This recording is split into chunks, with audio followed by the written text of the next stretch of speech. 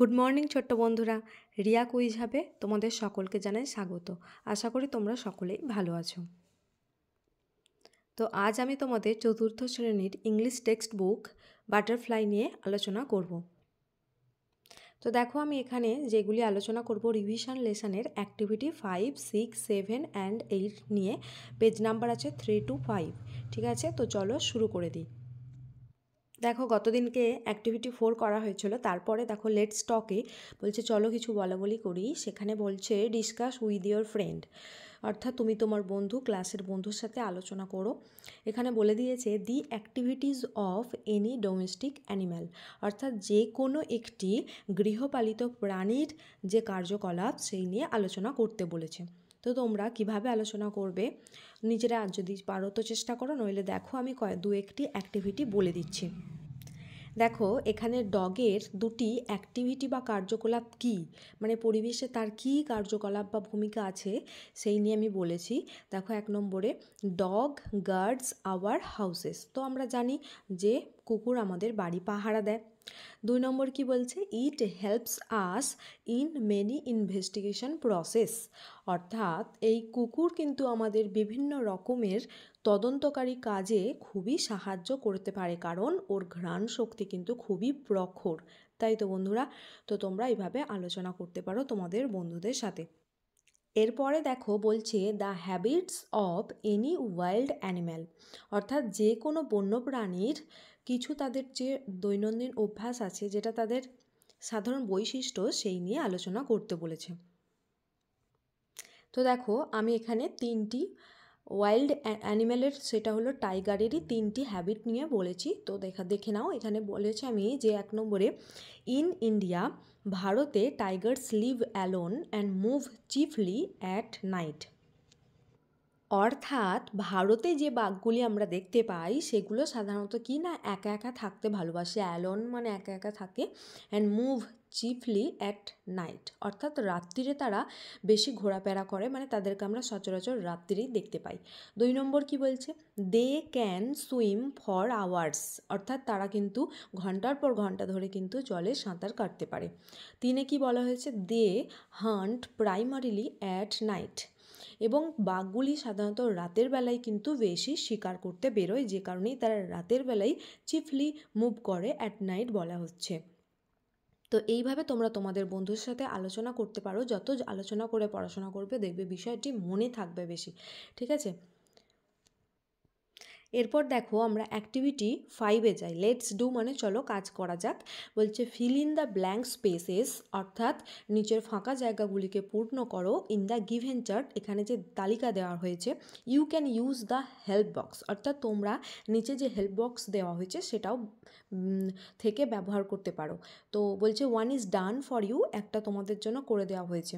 যেমন বলছে মেল, আর দেখো ওপরে আমাদের যে তালিকা বা চার্ট দিয়েছে তার হেডিংয়ে মেল আর একদিকে ফিমেল লেখা আছে, অর্থাৎ যে কোনো অ্যানিম্যালের মেলকে কী বলে, ফিমেলকে কী বলে, অর্থাৎ পুরুষকে কী বলে, স্ত্রীদের কী বলে, সেই নিয়েই আলোচনা করা হবে এখানে। যেমন স্ট্যাগ, অর্থাৎ হরিণের মেলকে বলা হচ্ছে স্ট্যাগ, ফিমেলকে বলা হয় হাইন্ড, HIND হাইন্ড। ঠিক আছে, তো এইভাবে তোমরা আগে চেষ্টা করে নাও, তারপর আমার বলা উত্তরের সাথে মিলিয়ে নাও। তো দেখো এখানে কি বলা হবে না, টাইগারের ফিমেলকে আমরা কি বলবো, টাইগ্রেস। ঠিক আছে, এবং হর্স, অর্থাৎ মেয়ার যে ঘোড়কি বলা হয় ফিমেলকে, তার মেলকে আমরা হর্স বলি। ঠিক আছে, ডগের ফিমেলকে আমরা কি বলবো, বিচ, BITCH, বিচ। এবং ভিক্সেন যেটা শিয়ালি বলা হচ্ছে, তার মেল বা পুরুষকে আমরা ফক্স বলি। যেভাবে আমি মাথায় টিক দিয়ে করেছি তোমরা এইভাবেই করো। এবার দেখো অ্যাক্টিভিটি 6-এ কী বলা হচ্ছে, টিক দি অ্যাপ্রোপ্রিয়েট অ্যান্সার, অর্থাৎ 2টি অপশান আছে, যেটি সঠিক হবে সেটিতে টিক দিতে বলা হয়েছে। তো তোমরা আগে চেষ্টা করো। 1 নম্বরে কি বলছে দেখো, বলছে there are many tiger or tigers in West Bengal, অর্থাৎ আমাদের পশ্চিমবঙ্গে অনেক, মেনি মানে অনেক, তো তোমরা জানোই অনেক বোঝালে সেটা কি হবে না, হচ্ছে যে নেমিং ওয়ার্ডটি থাকবে তার পাশে এস জুড়ে যাবে, তাহলে টাইগার্স নিশ্চয়ই হবে। বিয়েরটা দেখো বলছে an eagle or eagles can fly very high in the sky, অর্থাৎ অ্যান ইগল, অ্যান মানে একটি বোঝাচ্ছে, এবং ইগল হবে না, ইগলস হবে, অবশ্যই সিঙ্গুলার নাম্বারে আছে তাই অবশ্যই হবে ইগল। ঠিক আছে, এরপর দেখো সিএ বলছে the peacock or peacocks is our national bird. দা এর পর পিকক্সও হয়, পিকক হয়, কি করে বুঝবো যে কোনটি হবে? দেখো সাবজেক্টের পরে যে ডুইং ওয়ার্ডটি আছে অ্যাম ইজ এর মধ্যে ইজ, তো এই ইজ দেখেই আমরা কিন্তু বিচার করব, অর্থাৎ ইজ এর আগে যে সাবজেক্টটি বসবে সেটি অবশ্যই সিঙ্গুলার নাম্বারে বসবে, তাই এখানে the peacock is our national bird হবে সঠিক উত্তর। ডিয়ারটা দেখো cat or cats love to drink milk, এখানটা কি করে বুঝবো যে ক্যাট হবে না ক্যাটস হবে? সেটা জানতে গেলে কিন্তু আমাকে ডুইং ওয়ার্ডটা দিয়ে বিচার করতে হবে। তো লাভ যেহেতু আছে তো সেক্ষেত্রে অবশ্যই ক্যাটস হবে। ঠিক আছে, কেন হচ্ছে তাও আমি খুব বিস্তারিত বলে দিচ্ছি পরের পাতাতে। অর্থাৎ এখানে সঠিক উত্তর হবে cats love to drink milk. ঠিক আছে, এবার ইয়েরটা দেখো বলছে the cuckoo or cuckoos sings sweetly, তো এখানে কিন্তু দ্য কুক্কু সিংস সুইটলি হবে। তো চলো পরের পাতা আমি উত্তরগুলো একদম করে দিয়েছি, দেখে মিলিয়ে নাও। দেখো এখানে পরপর মাথায় সঠিকভাবে আমি টিক দিয়েছি, তোমাদের বলা তোমাদের করা কাজগুলো ঠিক হলো কিনা দেখে নাও। এবারে দেখো অ্যাক্টিভিটি 6-এ ডি আর ই লক্ষ্য করো। এক জায়গায় হলো ক্যাটস লাভ আর এক জায়গায় হলো দ্য কুক্কু সিংস, অর্থাৎ এক জায়গায় দেখলে সাবজেক্টে এস জুড়লো আর এক জায়গায় দেখলে ডুইং ওয়ার্ড বা ভার্বে এস জুড়লো। এর কারণ কি? এটা না জানলে তো আমরা করতে পারবো না। তো চলো এর কারণ আগে আমরা জেনে নিই। তো দেখো এর কারণ জানতে গেলে আমাদের কয়েকটি গুরুত্বপূর্ণ টপিক জানতে হবে। ওপরেই দেখো আমি হেডিংয়ে লিখেছি পার্সন বা পুরুষ। এর আবার 3টি ভাগ আছে, অর্থাৎ কোনো ব্যক্তি পক্ষ বোঝাচ্ছে। এর 3টি ভাগ কি লেখা আছে না first person, second person, third person. First পার্সনকে যেটা বাংলায় বলে উত্তম পুরুষ বা আমি পক্ষ, সেখানে কোনগুলোর মধ্যে পড়ে? অর্থাৎ আই উই, অর্থাৎ আমি আমরা, এগুলো আমরা ফার্স্ট পার্সনের মধ্যে ফেলি। সেকেন্ড পার্সনে দেখো মধ্যম পুরুষ, অর্থাৎ যে ব্যক্তি তোমার সামনে আছে তার সাথে কথা বলছো তাকে তুমি নিশ্চয়ই তুই বা তুমি বা তোমরা নিয়ে কথা বলবে বা আপনি বলবে, তো সেটাকে ইউ বলা হয় ইংরেজিতে। এই ইউরই কিন্তু এতগুলো মানে হয়, তুই হয়, তুমি হয়, তোমরা হয়, আপনি হয়, আপনারা হয়। ঠিক আছে, এবার 3 নম্বরে দেখো থার্ড পার্সন বা প্রথম পুরুষ বলা হচ্ছে বাংলাতে। দেখো অদ্ভুত, ফার্স্ট পার্সন আর থার্ড মানে ফার্স্ট মানে নর্মালি আমরা প্রথম জানি, কিন্তু বাংলায় ওর মিনিংটা পাল্টে যাচ্ছে। ঠিক আছে, এটা একটু মাথায় রাখবে। কিভাবে মনে রাখবে না ফার্স্ট পার্সন মানে সবসময় জানবে উত্তম মানে ভালো, অর্থাৎ আমি নিজেকে কি বলবো? ভালো বলবো। তাহলে বাংলায় যেটা আমি পক্ষ ওটাই উত্তম পুরুষ, এইভাবে মাথায় রাখতে হবে। দেখো এবার থার্ড পার্সনের মধ্যে কোনগুলো পড়ে? হি, সি, দে, রাম, ডগ, ক্যাট, অর্থাৎ যে ব্যক্তি তোমার সামনে নেই তুমি তার সম্পর্কে কথা বলছো, সেগুলো হলো থার্ড পার্সন বা প্রথম পুরুষ। হি, সি, দে, রাম, ডগ, ক্যাট, যে কোনো নাম বোঝাবে, যে কোনো অ্যানিম্যালও বোঝাবে। ঠিক আছে, এরপর দেখো নাম্বার বা বচন কী জিনিস সেটা জানি। এর 2টি ভাগ আছে, সিঙ্গুলার নাম্বার বা এক বচন। এরপর দেখো নাম্বার বা বচন কী জিনিস। নাম্বার হলো সিঙ্গুলার নাম্বার, যেটা বাংলায় বলা হচ্ছে এক বচন, অর্থাৎ যেগুলো একটি জিনিস বোঝাবে, যেমন ক্যাট, ডগ মানে এ ক্যাট বা এ ডগ, একটি বিড়াল, একটি কুকুর ইত্যাদি। এবং প্লুরাল নাম্বার না, যেটা বহু বচন বোঝাবে, অর্থাৎ যেগুলো সংখ্যায় একের বেশি বোঝাবে, যেমন ক্যাটস, ডগস অর্থাৎ বিড়ালগুলি, কুকুরগুলি ইত্যাদি। এরপর দেখো আসল আমরা পয়েন্টে আছি, যার জন্যই এতক্ষণ আমাকে পার্সন নাম্বার বোঝাতে হলো।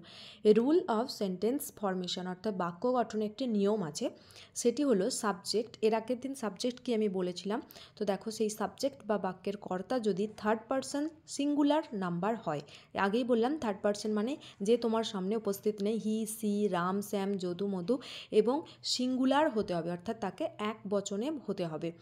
এবং কর্তা যদি কাজটি অর্থাৎ যে ডুইং ওয়ার্ডটি প্রতিনিয়ত করে থাকবে, যেমন ধরো লাভ সে ভালোবাসে, বা ইট খাওয়া, রিড পড়া, কি সে প্রতিদিনই কাজ করছে, তবে ডুইং ওয়ার্ডের শেষে কী হবে না এস বা ইয়েস যোগ হবে। বোঝা গেল কেন তাহলে এস বা ইয়েস যোগ হচ্ছিল লাভ আর সিংয়ের মধ্যে সিংসে।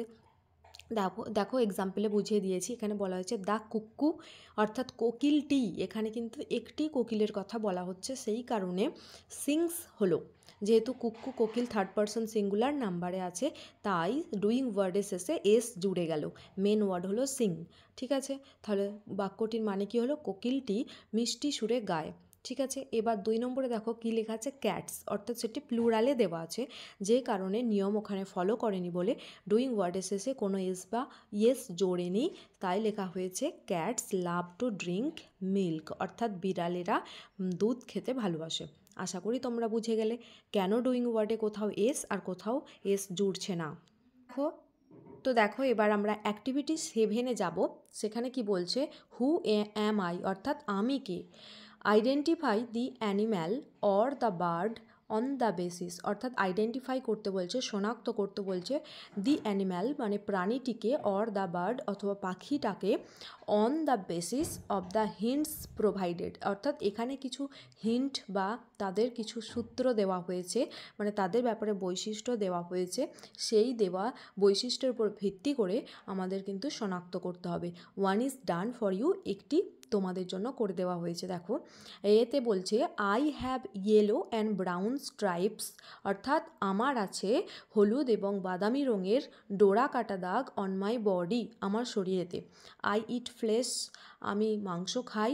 পিপল ফাইন্ড মি, অর্থাৎ লোকে আমায় দেখতে পায়। ইন দ্য ডিপ ফরেস্ট, গভীর জঙ্গলে। হু অ্যাম আই, তাহলে আমি কে হব? তাহলে উত্তরটি দেখো হবে, অ্যান্সার হলো টাইগার। দেখো পরেরটা আমি বলছি, কি বলছে, I am the king of the animals, অর্থাৎ আমি হলাম প্রাণীদের রাজা। এটা বললেই ধরে নেওয়া যায়, তাই না? আমরা ছোটোবেলায় পড়েছি যে বনের রাজা কাকে বলা হয়।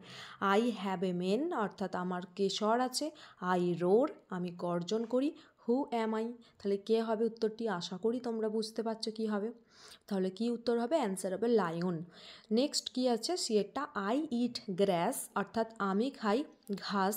আই গিভ মিল্ক, আমি দুধ দিই। আই ব্লিট, আমি ব্যা করি বা আমার ডাক হলো ব্লিট। হু অ্যাম আই, তাহলে আমি কে হব? অবশ্যই তাহলে উত্তরটি হবে গোট। পরের পাতা আমি সব উত্তর লিখে দিয়েছি, আগে আমার বলা কথাগুলো মিলিয়ে নাও। I come out in the dark, অর্থাৎ আমি অন্ধকারে বের হই। আই ক্যান ফ্লাই, আমি উঠতে পারি। আই হুট, অর্থাৎ আমার সাউন্ডকে বলে হুট। হু অ্যাম আই, তাহলে কী হবে উত্তরটি? অবশ্যই হবে আউল। তারপরে ইয়েরটা বলছে আই ইট মিট, অর্থাৎ আমি মাংস খাই। আই ওয়াগ মাই টেল, আমি আমার লেজ নাড়াই। My baby is called puppy, আমার ছানাকে বলা হয় পাপ্পি বা কুকুর ছানা। তাহলে হু অ্যাম আই, তাহলে কী হবে উত্তরটি? ডগ। এফেরটা কি বলছে, যে I have a huge body, অর্থাৎ আমার বিশাল বড় শরীর আছে। I also have a trunk, আমার একটি সুঁড়ো আছে। মাই ক্রাই ইজ কল্ড ট্রাম্পেট, অর্থাৎ আমার চিৎকারকে কি বলা হয়? ট্রাম্পেট বলা হয়। হু অ্যাম আই, ট্রাম্পেট বলতেই চিনে যাবে নিশ্চয়ই, ট্রাঙ্ক বলা হয়েছে, তাহলে অবশ্যই কী হবে? Elephant. I have webbed a feet, অর্থাৎ আমার কি লিপ্ত পদ আছে। আই লে এগস, অর্থাৎ আমি ডিম পারি। আই ইট ওয়াটার প্ল্যান্টস, আমি জলজ উদ্ভিদ খাই। হু অ্যাম আই, তাহলে উত্তরটা অবশ্যই হবে ডাক। তো দেখো অ্যাক্টিভিটি 7-এর আমি প্রত্যেকটা উত্তর বানানগুলো লিখে দিয়েছি। প্রথমে লায়ন বানান দেখে নেবে। গোট বানানটা কি আছে? লায়ন আছে LION, লায়ন অ্যান্সার। তারপরে সিএরটা গোট, GOAT, গোট। ডি এর বানানের অ্যান্সার আউল, OWL, আউল। ইয়েরটা হবে DOG, ডগ। এফেরটা হবে এলিফ্যান্ট, ELEPHANT, এলিফ্যান্ট। এবং জিয়েরটা হবে DUCK, ডাক। তারপরে দেখো অ্যাক্টিভিটি 8-এ বলা হচ্ছে select the odd one out, অর্থাৎ যেটি অন্যদের থেকে আলাদা সেটাকেই আমাদের আইডেন্টিফাই করতে হবে বা নির্বাচন করতে হবে। One is done for you, একটি তোমাদের জন্য করে দেওয়া হয়েছে। যেমন ধরো এটা বলেছে দিল্লি আছে, কলকাতা আছে, ওয়েস্ট বেঙ্গল আছে, পাটনা আছে এবং চেন্নাই আছে। কেন ওয়েস্ট বেঙ্গল আলাদা করা হয়েছে? তো এবার দেখো আমি প্রত্যেকটা ধরে ধরে বলে দিচ্ছি। দিল্লি কি না, দিল্লি হচ্ছে আমাদের ভারতের, নিউ দিল্লি যদিও বর্তমানে বলা হয়, কি ভারতের ক্যাপিটাল বা রাজধানী। কলকাতা হলো ওয়েস্ট বেঙ্গলের ক্যাপিটাল বা রাজধানী, এগুলো সব ক্যাপিটাল সিটি। আর ওয়েস্ট বেঙ্গল কি হলো? ভারতের একটি স্টেট বা রাজ্য। পাটনা কি না, বিহার রাজ্যের রাজধানী। চেন্নাই কি না, তামিলনাড়ু রাজ্যের রাজধানী। তাহলে আমি বেশিরভাগটাই কি বললাম? সবগুলোই বললাম কি না, রাজ্যের রাজধানী বা দেশের রাজধানী। তাহলে ওয়েস্ট বেঙ্গল এখানে কি একটা বড় রাজ্য, তাই হয়ে গেল এটি আলাদা। এরপর বিয়েরটা দেখো, টাইগার, বিয়ার, ফক্স, ভালচার, উলফ, কোনটা আলাদা হতে পারে? টাইগার যেটি হলো একটি কি না হচ্ছে বনের পশু। বিয়ার এটাও একটি পশু বা অ্যানিম্যাল। ফক্স এটাও অ্যানিম্যাল। ভালচার কি বার্ডের আন্ডারে পড়ে। উলফ এটাও অ্যানিম্যাল। তাহলে অবশ্যই বুঝে গেলে ভালচারই হবে এখানে আলাদা। এরপর দেখো সিয়েরটা কি বলছে, ইগ্রেট, হেন, প্যারট, পিজিয়ন, স্কুইরেল। ইগ্রেট, হেন, প্যারট, পিজিয়ন এরা সবাই কি না সবাই হলো এক ধরনের বার্ড বা পাখি। স্কুইরেল কি, স্কুইরেল হলো একটি ম্যাম্যাল বা স্তন্যপায়ী প্রাণী, যেটি হলো স্তন্যপায়ী প্রাণী। সে গাছে গাছে থাকলেও সে হলো পাখিদের আন্ডারে পড়বে না, স্তন্যপায়ী প্রাণী। ঠিক আছে, অর্থাৎ এ বাচ্চা প্রসব করে, এর গায়ে লোম আছে, আর বাকিদের গায়ে কি পালক আছে এবং এরা ডিম পাড়ে, এরা উঠতে পারে বাকিরা। দেখো এরপরে কি আছে, ডিএরটা cream, milk, water, syrup, ink কোনটি হয়ে যাবে আলাদা। দেখো ক্রিম মানে মাখন বা ননি যেটা খাওয়া যায়, মিল্ক মানে দুধ এটাও খাওয়া যায়, ওয়াটার অবশ্যই পান করা যায়, সিরাপ বা শরবত যেটিও পান করা যায়, ইঙ্ক মানে কি কালি যেটা আমরা পান করতে পারি না, তাহলে অবশ্যই এখানে ইঙ্কই হবে আলাদা। এরপর vessel, ship, boat, steamer, van. Vessel, ship, boat and steamer এগুলো কি সবগুলি হলো ওয়াটার ভেহিকেল বা জলযান। ভ্যান এটি হলো কি ল্যান্ড ভেহিকেল বা স্থলযান, তাই বা মাটিতে যেটা চলে ভ্যান, তাই এখানে অবশ্যই ভ্যান হয়ে যাবে আলাদা। দেখো এখানে আমি প্রত্যেকটার মাথায় টিক দিয়ে দিয়েছি, দেখে নাও। বিয়েরটার আলাদা ভালচার, সিয়েরটার আলাদা স্কুইরেল, ডিয়েরটা ইঙ্ক এবং ইয়েরটা হয়ে যাবে ভ্যান। তো বন্ধুরা আমার এই ক্লাসগুলো তোমাদের যদি ভালো লেগে থাকে তাহলে অবশ্যই তোমরা ভিডিওটি শেষ পর্যন্ত পৌঁছে থাকলে রিয়া কুইজ হাব এই চ্যানেলটিকে সাবস্ক্রাইব করো, একটি লাইক দিও যাতে আমি আরও মোটিভেট হই এরকম ভিডিও বানাতে। অবশ্যই পারলে শেয়ার করে দিও তোমার ফ্রেন্ড সার্কেলের মধ্যে। আর প্লেলিস্ট, এই প্লেলিস্ট এই যে আমি এখন পর্যন্ত বাটারফ্লাই ক্লাস 4-এর 2টি ক্লাস দিচ্ছি, এগুলোর সব আমি প্লেলিস্ট বানিয়ে দিয়েছি।